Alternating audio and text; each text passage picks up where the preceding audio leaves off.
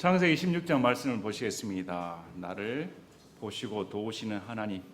이제까지 미가서 말씀을 들으셨으니까 이번에는 별식을 한번 하셔야겠다 생각해서 늘 그냥 마음에 찔림만 주시는 말씀보다 이제는 마음의 위로가 되는 말씀도 필요합니다. 너무 한쪽으로 치우치면 우리가 하나님에 대한 관점이 뒤틀릴 수도 있습니다. 하나님은 어떤 분이신가 생각해 볼 필요가 있습니다. 아까 우리 기도하셨던 우리 김영균 형제님 말처럼 세상이 너무 악해져 갑니다. 성경 말씀대로 악한 사람은 더 악한 길로 빠지고 하나님을 따르는 사람은 더 악한 세상으로부터 구별되고자 열심을 내고 이제 아예 구별되는 시점에 우리가 서 있지 않나 생각이 듭니다. 우리가 예수님 믿는 것이 무엇일까요? 우리 성경을 보는 것이 무엇일까? 최근 우리 교회는 그런 일이 없는데 독립침례교회 내에서 성경 이슈가 벌어지고 있습니다. 우리 별 관심이 없습니다. 킹제임스 음정의 성경으로 충분하니까. 그런데 어떻게 그런 성경의 이슈를 들고 나와 제가 한번 읽어보니까 도저히 읽을 수가 없는 성경인데 그런 성경에 사람들이 빠질까 이해가 되지는 않습니다. 도통. 그렇게 따지면 하나님께서 우리가 성경 말씀을 지킵니다. 1.1획도 이렇게 지킵니다 하면 가장 칭찬받았어야 할 사람이 누굽니까? 서기관들입니다. 서기관들이 하나님을 제일 사랑했습니까? 성경에 토시 하나 들리지 않고 그대로 보존하고자 노력했던 서기관들이 하나님께서 제일 인정해 준 사람입니까? 근데 예수님이 어떻게 말씀하십니까? 이 독사의 새끼들아, 이렇게 말씀하지 않으셨습니까? 성경을 보는 이유가 뭡니까? 우리가 아무리 성경 공부를 열심히 해도 성경 속에 하나님을 모른다고 하면 그건 헛짓입니다. 기도에 대한 책을 많이 읽습니다. 기도의 책 많이 읽는데 기도하지 않는다면 그게 무슨 소용이 있겠습니까?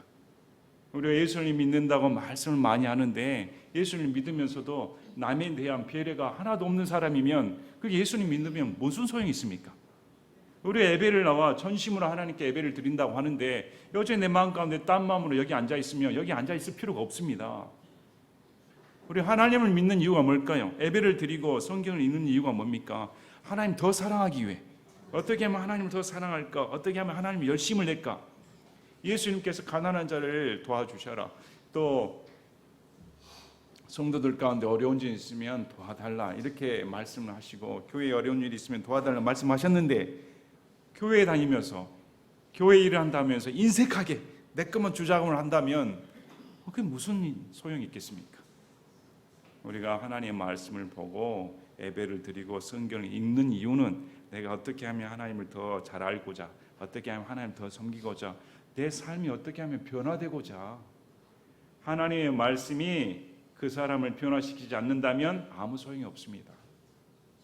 성경을 읽는 이유, 신앙생활하는 이유, 예배를 드리는 이유, 열심을 내는 이유가 내 삶이 변화되어 하나님께 또 일반 사람들에게 향기를 내지 않는다면 그 열심은 아무 의미가 없다. 그래서 우리 성경을 보시면서도 다시 관점을 달리하시기 바랍니다. 관점을. 그래서 성경 이슈 문제를 보면서 어떻게 저런 데 빠질까? 도저히 오히려 킹제임스 성경을 높이는 게 아니라 개역 성경 읽는 분들이 조롱하겠다 생각이 됩니다. 참 인간적인 감정에 휘둘려 성경을 지킨다는 명분하에 그런 이성적으로 납득이 되지 않는 그런 것에 빠지는구나 이런 생각이 듭니다. 그러나 여러분 우리가 성경을 보고 신앙생활을 하는 이유 똑바로 잡으셔야 됩니다. 성경 속에 있는 예수님이 어떤 분이신가? 나는 이 예수님에 대해 바로 알아야겠다. 이 예수님을 알고자 열정을 쏟아야겠다. 그렇지 않는다면 자기 교만, 지식자랑 거기에 빠져서 헤어나질 못합니다. 그날에 섰을 때 예수님 만났을 때 내 지식자랑 하겠습니까? 내가 무슨 열심을 냈다고 그분 앞에 서겠습니까? 다 무너져 내려버립니다. 다 발가벗겨져 버립니다. 그걸 염두에 두시고 항상 하나님에 대한 올바른 관점을 두시길 바랍니다. 우리 창세기 16장 말씀을 보시는 이유는 하나님은 어떤 분이신가? 다시금 한번 살펴보고자 하는 것입니다. 여러분 마음 가운데 고난 가운데, 고통 가운데, 어려움 가운데 있으신 분들 많이 계실 겁니다. 이런 나를 하나님이 나를 보고 계실까? 이런 나를 정말 하나님이 위로하여 주시는 분이실까?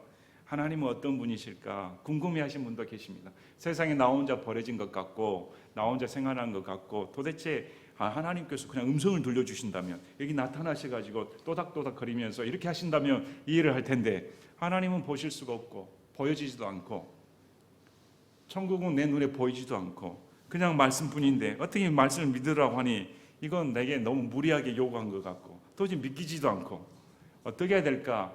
이런 관점이 많이 있습니다. 우리 히브리서 4장 15, 16절에 보면 우리에게 계신 대제사장은 우리의 연약함의 감정을 느낄 수 없는 분이 아니요 모든 점에서 우리와 똑같이 시험을 받으셨으나 죄는 없으신 분이시니라. 그러므로 우리가 긍휼을 얻고 필요한 때에 도우시는 은혜를 얻기 위해 은혜의 왕자로 담대히 갈 것이니라. 우리의 대제사장, 중보자, 유일하신 하나님과 나 사이의 유일한 대제사장이시며 중보자이신 그분은 하나님이시자 인간이셨습니다. 인간으로 내려오셔서 인간이 받는 모든 고통, 시험을 다 당하셨다. 그러므로 우리의 고통을 이해하시고 우리가 받는 시험을 이해하신다는 것입니다. 우리의 어려움을 이해하신다. 우리의 연약함의 감정을 느낄 수 없는 분이 아니시다. 하나님이라 해서 이런 내 감정은 모르실 거야. 하나님은 하나님이시지 전지전능한 분이시니까 나의 육신적인 소요, 이 연약함, 병든 마음 이걸 어떻게 이해하실 수가 있을까? 하나님과 나하고는 별개의 문제야. 이게 아니라 우리 예수님이 네가 당한 고통 나도 다 당해봤다는 것입니다. 사람이 당해봐야 그 사람의 고통을 이해할 수가 있습니다. 사람이 아파봐야 아픈 사람의 마음을 10분 이해할 수가 있습니다. 우리 예수님은 우리가 당하는 아픔, 고통을 이미 당해보셨기 때문에 우리의 모든 감정을 함께 느낄 수가 있는 분이시다. 이렇게 말씀하셨으므로 그러니까 우리가 긍휼을 얻고 필요한 때에 도우시는 은혜를 얻기 위해 주님께 나아갈 수 있다 이렇게 말씀합니다. 그래요. 예수님 나는 진짜 너무 힘이 듭니다. 예수님 정말 죽겠습니다. 예수님 너무 외롭습니다. 왜 내 인생이 이 모양입니까? 다른 사람과 봤을 때 진짜 나는 너무 부족합니다. 이런 자책감이 들고 배신감이 들고 실망감이 들고 연약함이 몰려올 때 우리에게는 우리의 모든 것을 나의 모든 감정을 느끼시고 알고 계시며 위로해 주실 수 있고 이해해 줄 수 있는 유일하신 하나님이 계신다는 것입니다. 그분 앞에 나아가 모든 걸 간구할 수가 있다. 이렇게 성경은 말씀을 합니다. 자, 오늘 내용을 보시면 그 내용이 잘 드러나 있습니다. 여기에 4가지 등장인물이 있습니다. 4명의. 첫째, 오늘의 사례, 그 다음에 하갈, 아브람, 또 주의 천사.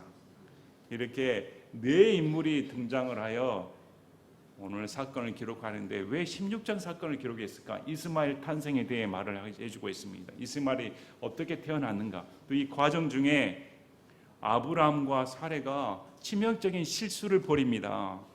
불신의 죄를 짓는 것과 다름없습니다. 이런 허물에도 불구하고 우리가 히브리서 11장을 보시면 우리에게 은혜를 주는 말씀입니다. 히브리서 11장 11절 12절에 아브람을 비롯하여 11장 11절에 믿음을 통해 사라도 친히 나아가 지났을 때에 씨를 수티하는 힘을 받아 아이를 출산하였으니 이는 그녀가 약속하신 분을 신실한 분으로 판단했기 때문이라. 그러므로 심지어 죽은 자와 다름없는 한 사람에게서 하늘의 허다한 별과 바닷가의 무수한 모래와 같이 많은 사람이 나왔느니라. 사례는 생리적으로 아이를 낳을 수 없는 지경에 빠졌습니다. 출산할 능력을 상실했습니다. 그런데 사례는 그걸 불신하지 않고 신실하신 분이시다. 이렇게 히브리서 기자가 바울이 하나님의 감동을 받아 사례를 평가해 줍니다. 자, 보시기 바랍니다. 사례가 실수 안 질렸습니까? 사례가 불신에 빠지지 않았습니까? 그런데 히브리서 기자는 아브람과 사례가 믿음의 사람이다 이렇게 말합니다. 그래서 우리가 위로를 받습니다. 우리를 평가하는 말이 어떻게 될까요? 우리의 불신에도 불구하고 우리가 예수 그리스도를 믿는다고 하면 저 천국에는 우리가 믿음의 사람이다. 이게 큰 은혜가 됩니다. 그런데 우리의 믿음의 조상으로 여겼던 이 아브람과 사레가 우리가 같은 동일한 체질을 가진 연약한 사람들입니다. 연약하니까 불신에 빠집니다. 연약하니까 인간적인 생각을 꾀를 냅니다. 그 과정이 그대로 드러나 있습니다. 자, 16장 1절에 한편 아브라함의 아내 사레는 그에게 아이를 낳지 못하였는데, 그러면 이 전까지는 어떤 일이 벌어졌을까요? 창세기 12장 1절에 그런데 전에 주께서 아브라함에게 이르시되 너는 내 고향과 친족과 아버지 집을 떠나 내가 내게 보여줄 땅으로 가라. 내가 너로부터 큰 민족을 만들고 내게 복을 주어 네 이름을 크게 하리니 내가 복이 되리라. 무자한 아브라함과 사레에게 본토 친척 아버지 집을 떠나 지시할 땅으로 가라 하겠습니다. 자신의 생활타정 다 버리고 하나님께서 내게 복을 주신다고 내 자손을 준다 하니까 그거 믿고 따라간 겁니다. 그때 나이가 75세였습니다. 그래서 창세기 12장 7절에 보니까 주께서 아브라함에게 나타나 이르시되 내가 이 땅을 내 씨에게 주리라 하셨으므로 그가 자기에게 나타나신 주께 제단을 쌓고, 분명히 하나님께서 아브라함에게 씨를 주겠다 말씀하셨습니다. 그 말씀을 받고 하나님께서 내게 아들을 주시겠다, 그거 믿고 따라갔는데 아들이 나오질 않습니다. 그래서 창세기 15장 보시면 15장 1절에 이 일들 후는 자신의 사촌 롯을 구출한 사건 이후에, 또 멜기세덱의 11조 바친 사건 이후에 나온 일입니다. 이 일들 후에 주의 말씀이 환상 속에서 아브라함에게 임하여 이르시되 아브라함아 두려워하지 말라. 나는 네 방패요 내가 받을 지극히 큰 보상이니라. 그랬더니 아브라함이 이르되 주 하나님이여 무엇을 내게 주려 하시나이까? 나는 아이 없이 지내오며 내 집의 청지기는 다마스쿠스 출신의 이 엘리에셀이니라 하고, 이 말이 무슨 말일까요? 아브라함이 하나님 내 지극히 큰 보상이신데 내게 뭘 주겠습니까? 나는 내 씨 주신다는 그 씨 보고 지금 가고 있는데 하나님 내게 안 주시고 계시지 않습니까? 이렇게 말한 것입니다. 그래서 3절에 또 아브라함이 이르되 보소서 주께서 내게 씨를 주지 아니하셨으므로, 지금 아브라함은 분명히 따지고 있는 말입니다. 내게 주시겠다고 했으면 주셨어야지, 안 주셨으니까 내 집에서 태어난 자가 내 상속자니이다.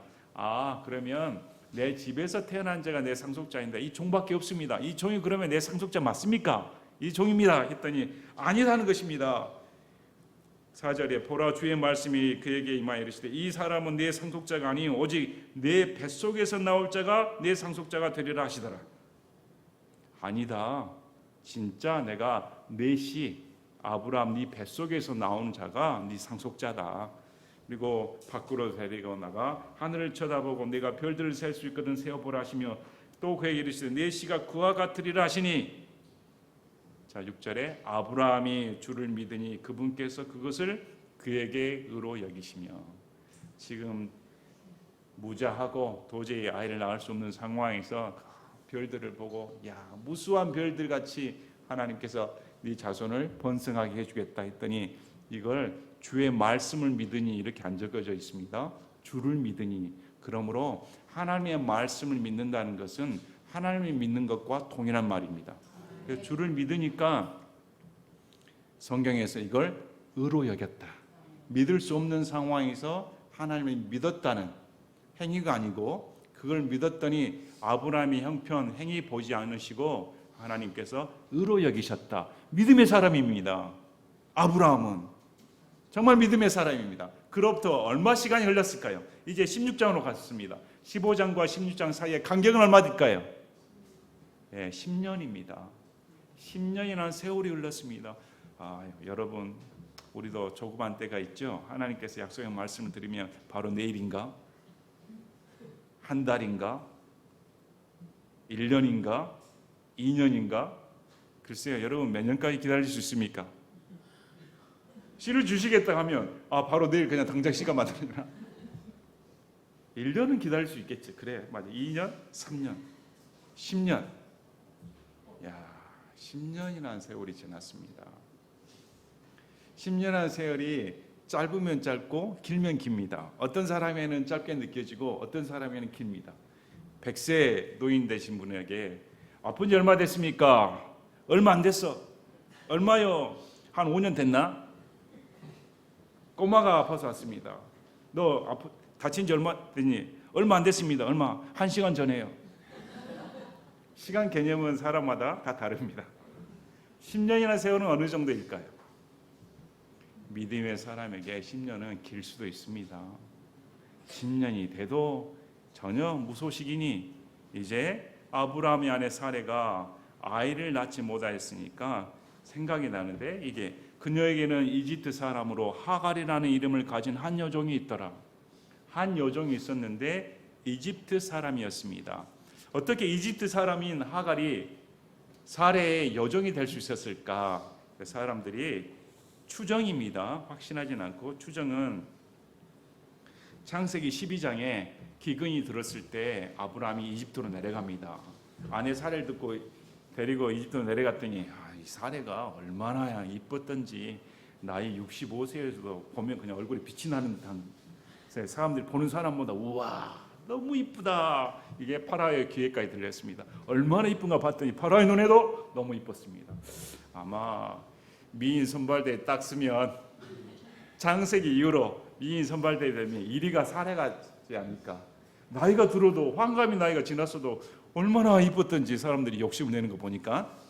그래서 파라오가 마음에 들어가지고 창세기 12장 15절 16절 보면 파라오의 통치자들도 그녀를 보고 파라오 앞에서 그녀를 칭찬하였더라. 사람들이 그 여인을 파라오의 집으로 데려가매 파라오가 그녀로 인해 아브라함을 선대함으로 파라오가 양들과 소들과 순나기들과 남종들과 여종들과 암나기들과 낙타들을 얻었더라.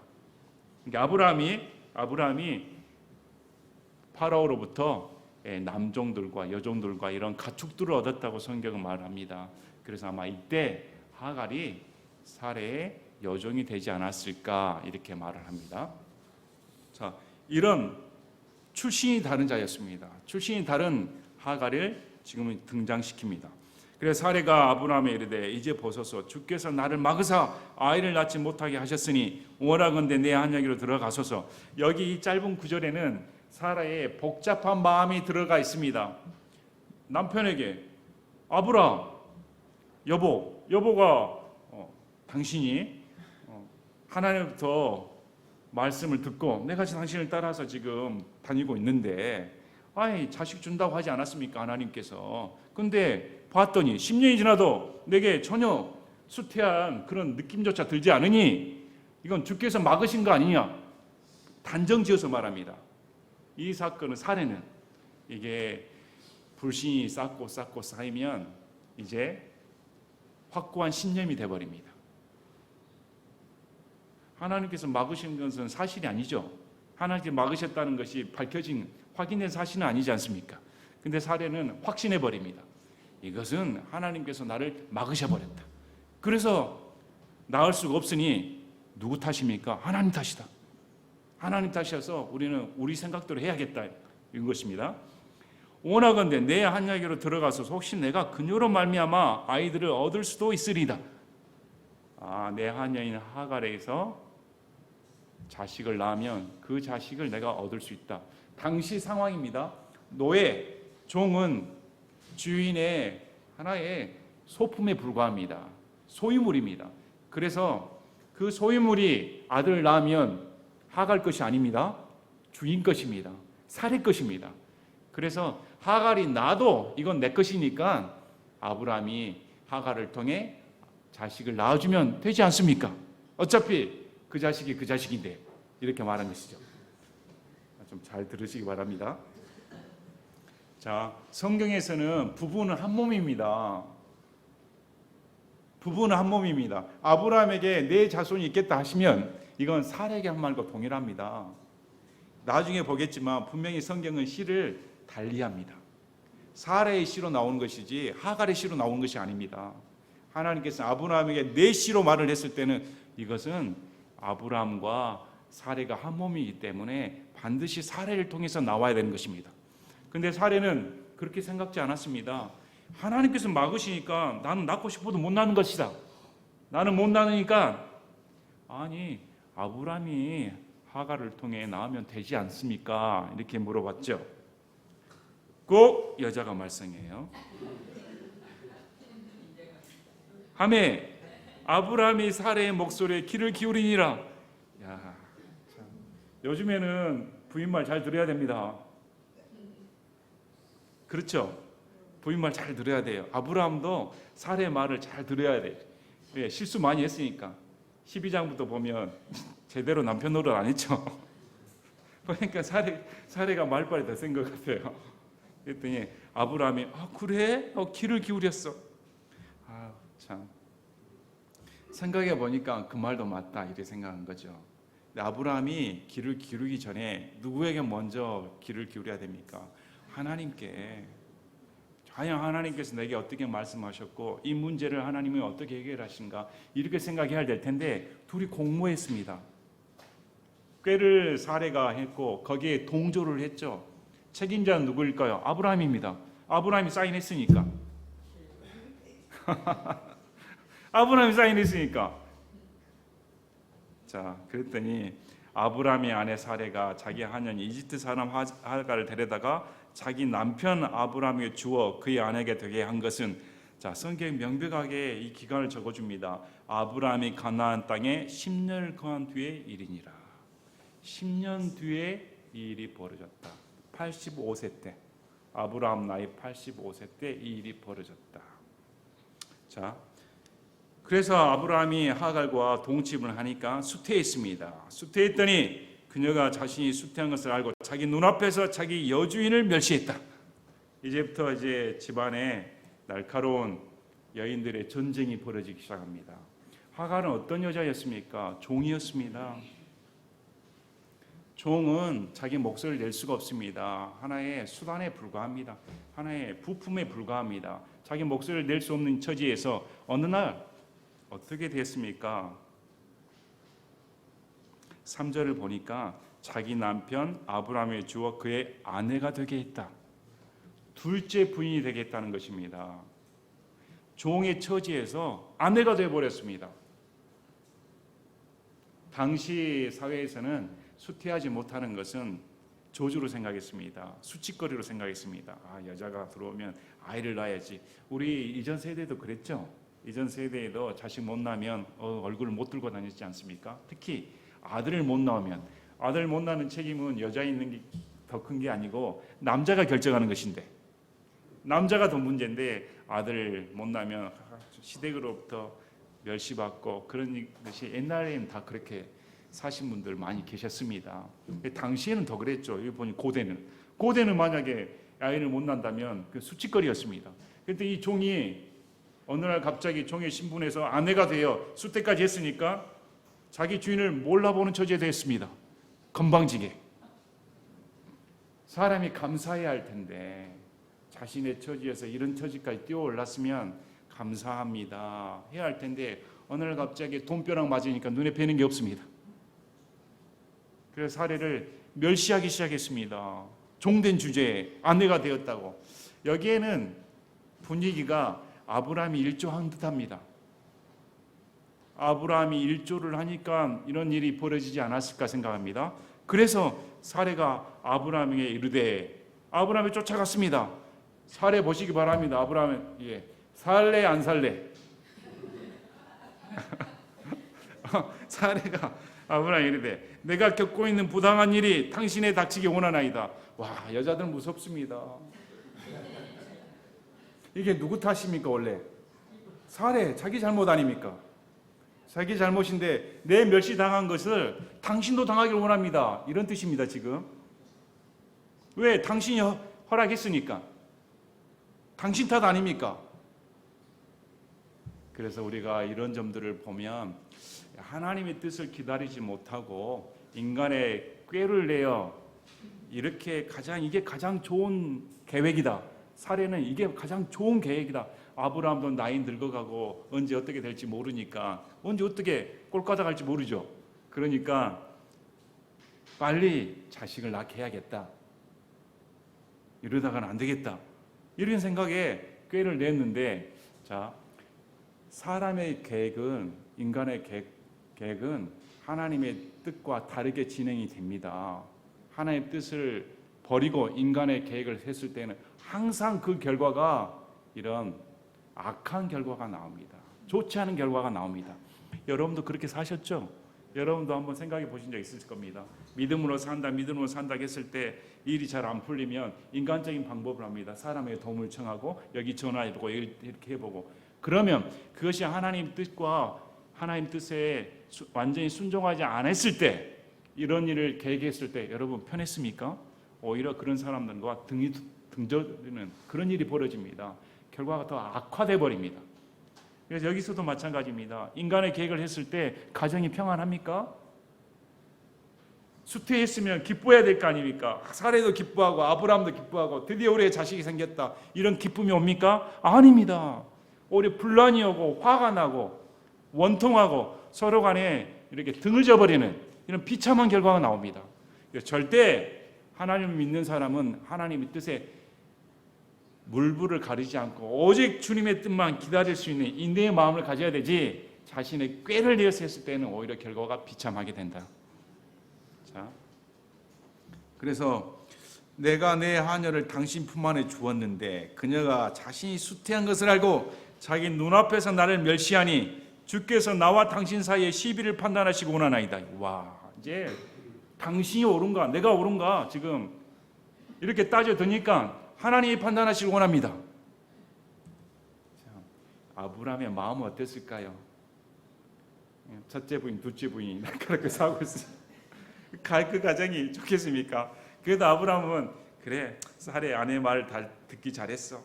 그래, 저 여종이 지금 자식을 낳아주니까 이젠 됐다 안심하고 있는데, 보시기 바랍니다. 인간의 계획의 결과는 절대 안심할 수가 없습니다. 순간의 안심만 가져다 주지 그 결과는 항상 이렇습니다. 그래서 아브라함이 궁지에 몰리게 생겼습니다. 왜? 본인이 하나님 말씀을 따르지 않았기 때문에.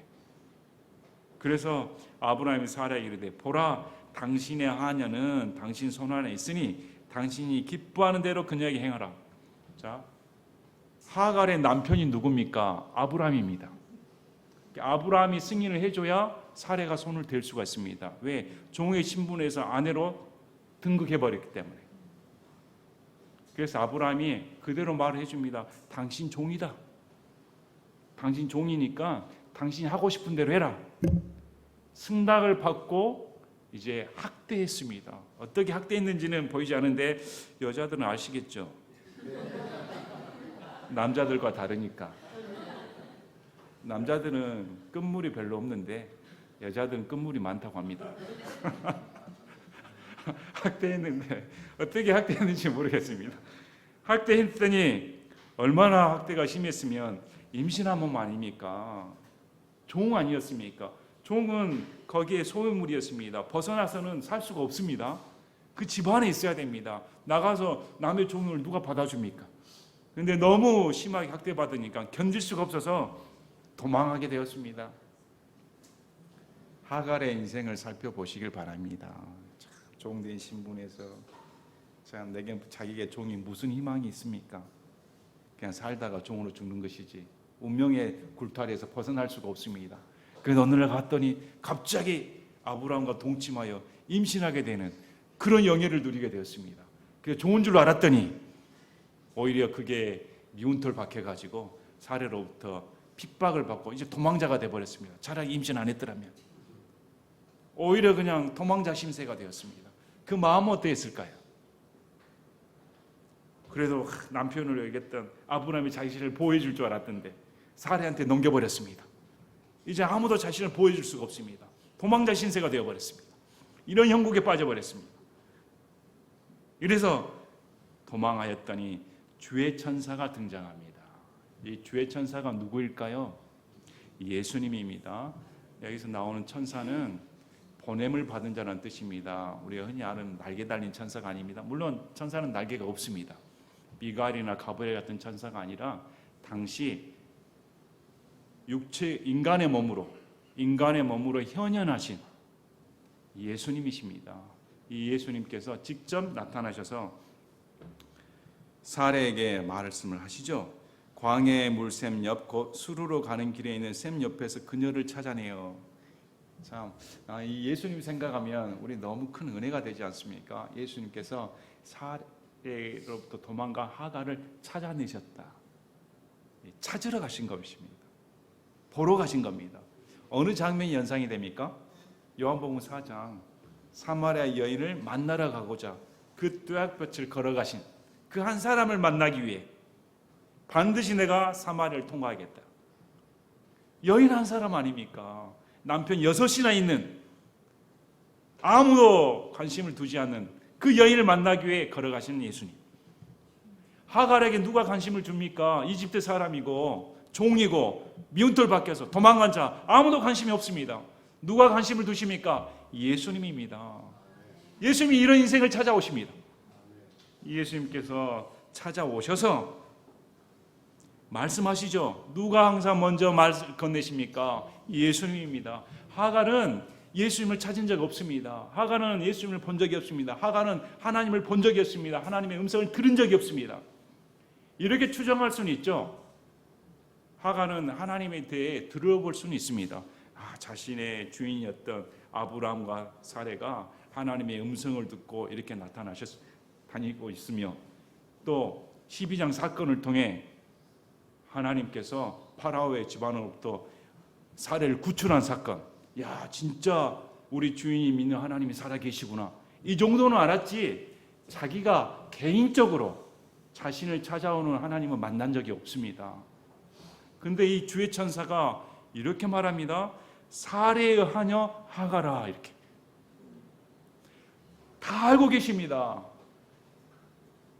도망쳐 나온 종을 누가 알아봅니까? 아무도 알아보는 사람이 없죠. 그러나 하나님은 아십니다. 너가 누구인지. 그래서 분명히 명칭을 부릅니다. 너는 사레의 하녀다. 아브라함의 아내로 부르지 않습니다. 너는 분명히 사레의 하녀다. 그리고 그 이름이 하갈이다. 신문과 명칭을 바로 정확하게 하나님이신 그분이 말씀을 하십니다. 사레의 하녀 하갈아. 자, 이 말을 들었을 때 하갈은 어떻게 여겼을까요? 뒷구절을 보면 내가 하나님을 봤다는 것입니다. 하나님이라는 걸 알아차릴 수밖에 없습니다. 여러분이 저기 아프리카 가가지고 물도 없는 곳에서 혼자 힘들어하고 있는데 어떤 사람이 나타나, 어이 대한민국에서 온 한재석, 어이 대한민국 누구 하면 여러분 기절하지 않겠습니까? 하나님이 아니시고는 알 수가 없습니다. 그래서 이 사레의 하녀 하갈아, 자, 이름을 불러줄 때는 너무 친근감이 있습니다. 나의 모든 것을 아시는구나, 이렇게. 나의 모든 것을 이미 그분은 아시는구나. 그 다음에 너는 어디에서 왔느냐, 어디로 가느냐, 두 가지 중요한 질문을 하십니다. 하나님이라면 어떤 말씀을 하실까요? 힘들었지? 그래, 내가 다 보고 있다. 내가 널 지켜줄 테니까 이제 염려하지 마. 이렇게 말씀하면 되지 않습니까? 근데 하나님은 어떻게 물어보십니까? 내가 어디에서 왔느냐, 또 어디로 가느냐. 지금 너는 어디에서 나왔고 어디로 가고 있는 중인가? 하나님이 모르시겠습니까? 이미 하갈의 이름까지 아시고 전 인생을 아시는 하나님께서 그 하갈을 모르시겠습니까? 이건 중요한 질문입니다. 네가 어디에서 왔는가? 여러분, 하나님께서 여러분의 각자 인생 가운데 찾아오셔가지고 너는 어디에서 왔니? 이렇게 물어보신다면 여러분 어떻게 대답하시겠습니까? 너는 지금 어디로 가고 있는 중이니? 자, 먼저 하갈의 대답을 들어보겠습니다. 그녀가 이르되 나는 내 여주인 사레의 얼굴을 피해 도망하이다. 진실되게 말했습니다. 맞습니다. 저는 사레의 하녀에 불과합니다. 저는 사레의 종입니다. 내 여주인의 집에 귀가하는 사람입니다. 그런데 저는 지금 도망가는 중입니다. 진실되게 말을 한 것입니다. 자, 이뿐만 아니라 또 우리 인생 가운데 중요한 질문이 되기도 합니다. 어떻게 많은 사람들은 내가 삶을 살아가면서 나는 어디에서 왔을까? 나는 지금 어디로 갈까? 왜 이런 생각을 안 할까요? 왜 인생을 살면서 요즘 젊은이들은 무슨 생각을 하고 살까요? 또 나이 들어서 죽음을 앞둔 사람들은 과연 자기 인생의 존재에 대해 이런 질문을 한번 던져봐야 됩니다. 과연 나는 어디에서부터 태어났고 어디로 가고 있는 중인가? 여러분 대답하실 수가 있습니까? 어디에서 와서 어디로 가고 있는가? 얼마나 중요한 인생 질문입니까? 여러분이 이런 질문을 받는다면 정말로 어떻게 대답하시겠습니까? 나는 어디서 태어났을까? 어디로부터 가고 있을까? 성경 말씀을 보면 우리는 다 하나님으로부터 태어났습니다. 다 하나님으로부터 태어났죠. 우리를 창조주는 하나님이십니다. 그리고 우리가 가는 것은 길이 두 가지밖에 없습니다. 예수를 믿어 천국에 갈 것인가? 아니면 예수를 믿지 않고 지옥에 갈 것인가? 어디로 가고 있는 중입니까? 또 현 세계, 신앙 여부만 아니라 현실 세계에 있어서 우리의 삶에 있어서 우리는 과연 뭘 하고 있을까? 여러분은 어디 교회 소속입니까? 여러분은 어디 집안 소속입니까? 여러분은 뭘 하기 위해 공부하고 있습니까? 여러분은 뭘 하기 위해 신앙생활하고 있습니까? 여러분은 무엇을 위해 시험 보고 있습니까? 여러분은 무엇을 위해 지금 숨을 쉬고 계십니까? 우리의 존재의 목적이 무엇입니까? 우리가 삶을 영위하는 목적이 무엇입니까? 여러분은 하나님께서 이렇게 물어보신다면 분명히 대답을 해야 됩니다. 그래서 9절에 이렇게 말씀하시죠. 주의 천사가 그녀에게 이르되 내 여주인에게 돌아가 그녀의 손밑에서 복종하라. 항상 예수님의 말씀은 이렇게 결론을 도출해 내십니다. 하나씩 인격적으로 말씀하십니다. 너 원래 사례의 집에 속한 하녀 아니냐? 너 거기서 나왔지. 그리고 그걸 바로 이 하녀로부터 하갈로부터 이렇게 고백하게 합니다. 고백합니다. 그러니까 너는 원래 종이니까 다시 주인 집에 들어가 복종해야 된다. 원래 그쪽으로 가야지. 지금 네 가는 길은 도망가는 길은 길이 아니야. 나는 유턴해가지고 다시 종으로서의 역할을 다 하라는 것입니다. 그리고 위로의 말씀을 주십니다. 또 주의 천사가 그녀에게 이르되 내가 내 씨를 크게 번성하게 하여 수가 많아 셀 수 없게 하리라. 자, 아브라함의 씨로 나옵니까? 어떻게 말 나옵니까? 또 주의 천사가 그녀에게 이르되 내가 내 씨를 사레의 씨로 나옵니까? 아닙니다. 하갈의 씨입니다. 우리 갈라디아서 4장을 보면 아브라함에게 두 아들이 있었는데 하나는 자유인의 아들, 그 다음에 노예의 아들 이렇게 나옵니다.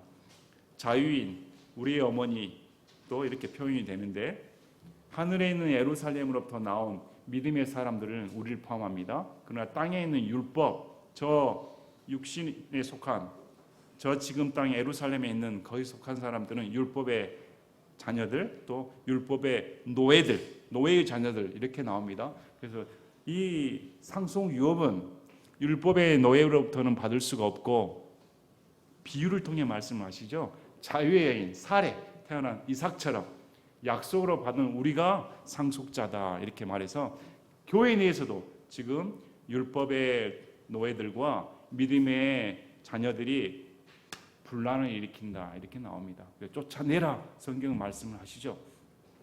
분명히 이렇게 말합니다. 내 씨를, 그래서 하나님께서는 아브라함의 씨, 사레 씨와 하갈의 씨를 분명히 분리시켜 버립니다. 내 씨를 크게 번성하게 하여 수가 많아 셀 수 없게 하리라. 그리고 또 주의 천사가 그녀에게 이르되 보라 내가 아이를 가졌으므로 아들을 낳으리니 그의 이름을 이스마엘이라 하라. 주께서 내 고통을 들으셨느니라.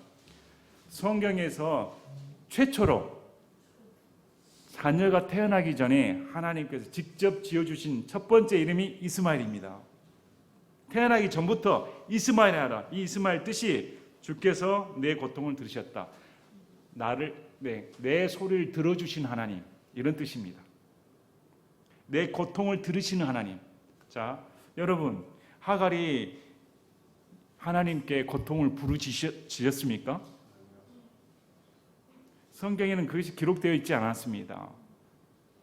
어느 누구도 하갈의 고통에 귀를 기울이지 않았습니다. 아브라함조차. 그런데 하나님께서 네 고통을 내가 들었다. 그러면 우리의 고통은 어떨까요? 예수님의 핏값으로 사지 않은 이 하갈조차 이집트 종인 이 종의 목소리까지 고통까지 들으시는 하나님이시라 하면 하물며 예수님의 핏값을 지불하고 산 하나님의 자녀라면 그 고통의 소리를 안 들으시겠습니까?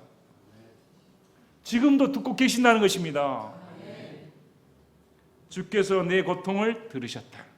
그래서 내가 이렇게 위로해 주겠다. 그래서 우리 주님은 위로의 주님이십니다. 여러분의 매 순간에 모든 것을 듣고 계시는 분입니다. 그래서 이 이스마엘이라는 사람과 자손이 어떻게 되는가 하고 12, 13절 나오는데 우리 13절 보면 그녀가 자기에게 말씀하신 주의 이름을 주 곧 나를 보시는 하나님이라 하였으니 이는 그녀가 이르기를 나도 여기에서 나를 보시는 분을 배웠는가 하였기 때문이더라. 자, 나 같은 자를 주님이 찾아오시다니 나도 여기에서, 여기가 어디입니까? 광야입니다. 축복받는 장소가 아닙니다. 저주의 상징 아닙니까? 실패의 상징 아닙니까? 핍박의 상징이요 피폐의 상징 아닙니까? 황폐함의 상징인 이 광야에서 주께서 나를 보셨다. 자, 한 멋진 말 아닙니까? 자기에게 말씀하신 주의 이름을 주 곧 나를 보시는 하나님이다. 이렇게 주께서 나를 보셨다. 세상에 가장 큰 위로가 뭐겠습니까? 하갈에게 있어서 가장 큰 위로가 뭘까요? 여기 나오는 것입니다. 하나님이 나를 보셨다. 이 말 한마디면 끝입니다. 여러분에게 가장 큰 위로가 뭘까요? 여러분의 삶 가운데 가장 큰 구원의 손길, 도움의 손길은 뭘까요? 하나님께서 나를 보셨다. 그걸로 충분하지 않습니까? 우리 시편 139편 함께 읽어보겠습니다. 시편 139편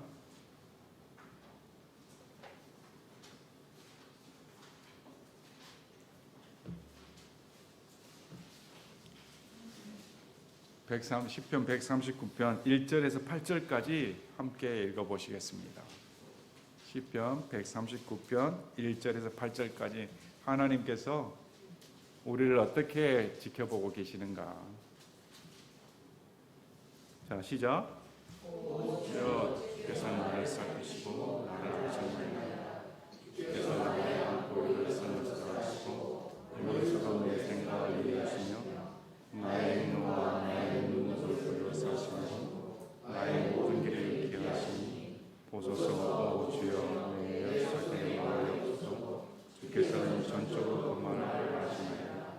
주께서 나를 앞뒤로 역사하시고 주의 손을 내 위에 얹으셨나이다. 그러는 것이 내 영혼으로 와서 나니 내가 주의 얼굴나 오히려 가리까 또 내가 주의 얼굴나 오히려 피하리까 내가 하늘로 올라가서 주께서 계시고 내가 주의 칭찬을 들을지라도 보소서. 주께서 계시나이다. 아멘. 네, 우리 일거수일투족을 주님은 보고 계시고 주님은 우리의 고통을 들으시며 도와주시고자 하시는 분입니다. 그래서 이 하갈처럼 하갈의 인생 가운데 찾아오셨습니다. 하갈의 인생 가운데 그 절망의 순간에 수태한 몸으로 얼마나 지치겠습니까? 영양분이 부족할 텐데 입덧이 어쩔지 모르겠습니다. 수태했으면 누구보다 사랑을 받아야 할 존재 아닙니까? 인생의 가장 큰 사랑을 받아야 할 그 존재가 거할 곳이 없어서 도망가는 뼈아프때 그런 시세로 전락했을 때 찾아오신 분이 하나님이십니다. 그리고 이 하갈이 인생에 고백을 하죠. 주를 내가 보았다. 나를 보시는 하나님, 이런 나를 보셨다. 이 하나님이 얼마나 큰 고백입니까? 저와 여러분의 인생 가운데서도 이런 하나님이 계십니다. 저와 여러분이 아무리 나 혼자 절망 가운데 빠졌다고 혼자 자책할 때, 혼자 어둠 가운데 헤맬 때, 아무리 힘든 상황에 있어서 컴컴한 터널을 지날 때, 이런 상황 가운데서도 나를 보시는 하나님이 계신다. 우리 하나님이 나를 보고 계신다. 이걸 잊지 마시기 바랍니다. 어떤 분은 하나님께서 이렇게 딱 꼬나봐가지고 잘하나 잘못하나 잘못만 하기를 하면 그냥 회초리로, 이런 하나님은 안 계십니다. 우리 인생이 만약에 그렇게 산다면 어떻게 숨을 쉬고 살겠습니까? 어떻게 살아남을 수가 있습니까? 하나님 앞에서 떳떳하게 사는 사람이 한 명이나 있겠습니까? 하갈이 무슨 잘했습니까? 하갈이 한 짓이라고는 감히 주인한테 대든 것밖에 없었죠. 쫓겨나도 마땅하지 않습니까? 그런데 하나님은 하갈을 불쌍히 여기시고 찾아와 주셔서 그를 위로해 주시고 또 하갈의 자손을 번성케 해주시는 축복의 말씀까지 주십니다. 이런 분이 하나님이시다. 이런 분이 하나님이시다. 분명히 우리 마음 가운데 하나님에 대한 이런 분이시구나, 내 고통을 들으시는 분이시구나 하고 충분히 위로받으시는 여러분이 되시기를 진심으로 바랍니다. 제가 기도하고 마치겠습니다.